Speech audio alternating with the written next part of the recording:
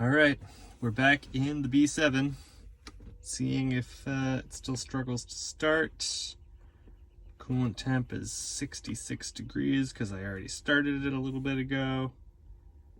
62 degrees at the intake, which I'm kind of questioning that sensor lately, but kind of question everything. Rail pressure is 1700 psi. So that's probably not my issue. Looks like the cat temp, 62. I don't expect this start to be bad.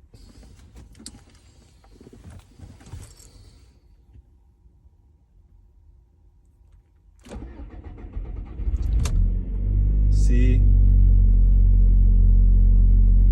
that wasn't great. That was not as bad as it normally gets, but it wasn't very good.